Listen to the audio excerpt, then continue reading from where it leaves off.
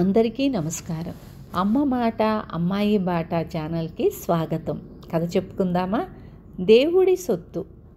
రామాపురంలో శ్రీరామనవమి ఉత్సవాలు బాగా జరుగుతాయి. అందుకోసం ఊళ్ళో వాళ్ళంతా చందాలు వేసుకుంటారు. ఆలయ ధర్మకర్తల్లో వైశాఖుడు అనే అతనంటే మిగిలిన వారికి మంచి గురి. ఒక ఏడు వసూలైన డబ్బు వైశాఖుడి వద్ద ఉంచాలని పెద్దలు ఏకగ్రీవంగా నిర్ణయించారు. వైశాఖుడు ఆస్తిపరుడు కాడు, కానీ నిజాయితీపరుడు. ఆ సంగతి అందరికీ తెలుసు. ఆలయ ధర్మకర్తలలో భద్రుడు అనే ధనికుడు కూడా ఉన్నాడు. దేవుడి సొత్తు తన వద్ద దాచకుండా వైశాఖుడి వద్ద దాచటం భద్రుడికి కొంచెం ఆగ్రహం కలిగించింది. ఆ సంగతి గుర్తించి వైశాఖుడు దేవుడి సొత్తు మూటగట్టి తీసుకుపోయి భద్రుడికి ఇచ్చి, ఈ డబ్బు నా దగ్గర కన్నా నీ దగ్గరనే భద్రంగా ఉంటుంది, దీనితో అవసరం వచ్చేదాకా నీ దగ్గరే ఉంచు అన్నాడు. ఊళ్ళో వాళ్ళు ఇవ్వకపోయినా వైశాఖుడు తన పెద్దరికం గుర్తించినందుకు తృప్తిపడి, భద్రుడు ఎప్పుడు పని పడితే అప్పుడు వచ్చి డబ్బు తీసుకువెళ్ళు అన్నాడు. కానీ ఈలోగా అనుకోని అవాంతరం జరిగిపోయింది. భద్రుడి కొడుకు వ్యసనపరుడు. జోదం తప్ప వాడి జీవితంలో మరో వ్యాపకం లేదు. వైశాఖుడు తన తండ్రికి ధనం మూట ఇవ్వటం వాడి కంటబడింది. తండ్రి దాన్ని ఎక్కడ దాచినది గమనించి వాడు దాన్ని కాజేశాడు. 2 రోజుల అనంతరం ఊరి పెద్దలు సమావేశమై ఉత్సవాలను గురించి నిర్ణయాలు చేసి వైశాఖుణ్ణి డబ్బు తెమ్మన్నారు. వైశాఖుడు భద్రుడి వద్దకు వెళ్ళి డబ్బు అడిగాడు. డబ్బు సంచి మాయమైనట్టు భద్రుడు తెలుసుకొని అది ఎలా మాయమైనది గ్రహించాడు. తన సుపుత్రుడు దాన్ని ఈ పాటికి హారతి కర్పూరంలా వెలిగించి ఉంటాడు. తన సొంత సొమ్ము నుంచి తీసి ఇయ్యాలి. అది భద్రుడికి ఎంత మాత్రమూ ఇష్టం లేదు.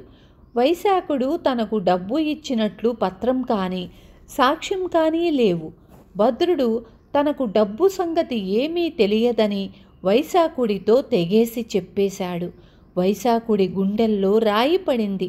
ఇప్పుడు పెద్దలకు ఏం సమాధానం చెప్పాలి? ఆ డబ్బు చెల్లించటం తన వల్ల అవుతుందా? చెల్లించకపోతే లోకులు తన గురించి ఏమనుకుంటారు?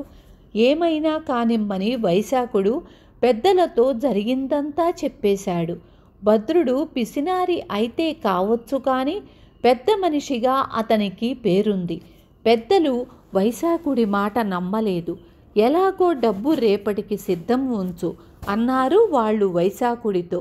డబ్బు ఇచ్చుకోవలసి రావడంతో పాటు వైశాఖుడు నలుగురిలోనూ అవమానం కూడా పొంది ఇంటికి వచ్చి చింతలో కూరుకుపోయాడు.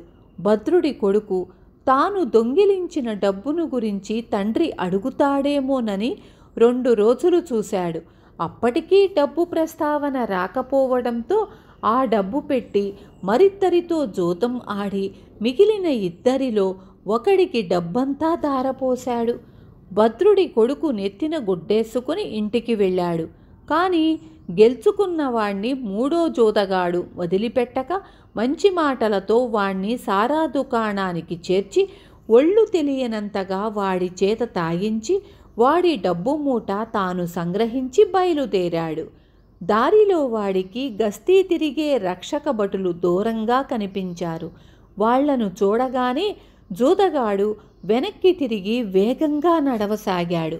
గస్తీ వాళ్ళు అనుమానించి వాడి వెంట పడ్డారు. వాడు పరుగులంకించుకొని ఒక వీధి మలుపు తిరుగుతూనే తన వద్ద ఉన్న డబ్బు మూటను ఒక ఇంటి గుమ్మంలోకి విసిరివేసి ముందుకు పారిపోయాడు. వాడు ఆ మూట విసిరేసినది భద్రుడి గుమ్మంలోనే. భద్రుడు రాత్రివేళ దొంగల భయంతో సరిగ్గా నిద్రపోడు. గుమ్మంలో లక్ష్మీదేవి చిందు తొక్కినట్లుగా గల్లున డబ్బుల చప్పుడు అయ్యేసరికి భద్రుడు లేచి వచ్చి తలుపు తీసి మూట ఎత్తుకున్నాడు. అదే సమయంలో భటులు ఇంటి ముందుకు వచ్చి ఆ మూటను చేతపట్టుకొని ఉన్న భద్రుణ్ణి పట్టుకున్నారు.